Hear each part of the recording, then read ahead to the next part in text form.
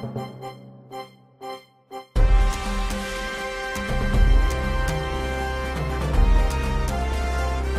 og velkommen herude i Lemlandskov. Jeg er herude i dag med vores fødevareminister, Jens Erik. Og Jens Erik, hvad er du her for at forklare sig af? Ja, men jeg har jo lavet en masse farme med dyr, og det er meget vigtigt at få rigtig sunde fødevarer. Og så I er simpelthen bare begyndt at opdrætte dyr, så vi kan få noget føde?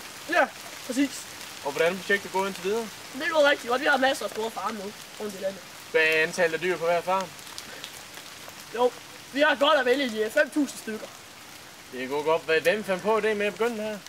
Det gjorde vores præsident. Han syntes, det var en rigtig god idé med nogle farme, så han satte nogle mænd til at lave nogle bondegårde. Og hvordan startede det her? Var det ikke lidt svært at finde nogle dyr? Jo, det var lidt svært, men vi fandt nogle celler fra dyr, og dem lavede vi simpelthen op til befrugtningsceller. Tak. Og I har så tænkt jer at producere føde til det ved hjælp af dyrene? Ja. Vi har selvfølgelig også dyrket mange ting. Meloner og korn og andre varer. De er så bare fødevarer? Ja. Okay. Det var så alt det her i dag. Goddag og velkommen herude i Lemskov. Jeg er herude i dag for at interviewe en af vores samfundsvillige borgere, som har været med til at stifte vores samfund. Og her kommer han. Goddag. Kan du fortælle os, hvad du hedder? Jamen, jeg hedder Bob. Okay, Bob. Hvad har du så gjort i al den her strenge anstrengelse for at stifte vores samfund? Men altså, jeg har prøvet lidt hist og pist med nogle af vores andre folk, for at prøve at stifte lidt samfund. Hvad har de forskellige grupper, I har sat ud lavet? Jamen, de har lavet sådan lidt national sport og ja, national sang, som er meget vigtigt for landet. Jeg hører rygter om, at I har fundet nationalret. Ja, den er meget mandlig. Det går ud på, at vi har nogle meatballs, der er svøbt i bacon, med nogle kartoffelbrød og noget chili. Det lyder lækkert, og en rigtig stærk ret på eller på.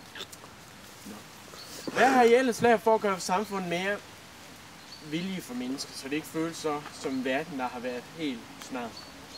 Jamen selvfølgelig har vi sådan lavet et flag. Det skal alle lande jo have. Har I fundet på, om vi skal være kristne eller jøder eller muslimer? Altså, vi er ved at stifte en religion med nogle guder og sådan lidt, men vi er ikke helt færdige endnu. Okay. Og hvad troen, hvordan har I tænkt jer at sprede den i en kirke? Jeg har hørt rygter om, at I har tænkt jer at bygge noget, der hedder et mandhus. Hvad er det? Jamen, det er sådan et sted, vi mødes, og så synger vi nationalsangen og spiser vores nationalret og hører noget godt musik. Og mandhus bare en anden form for en kirke? Ja, sådan lidt mandkirke. Det var så alt vi havde i dag. Tak og farvel. Og nu lader jeg træt af, at du aldrig nogensinde har noget jakkehæng. Så kom ud i skoven og hæng din jakke på en gren. Det er simpelthen så praktisk. Sæt ud til skoven.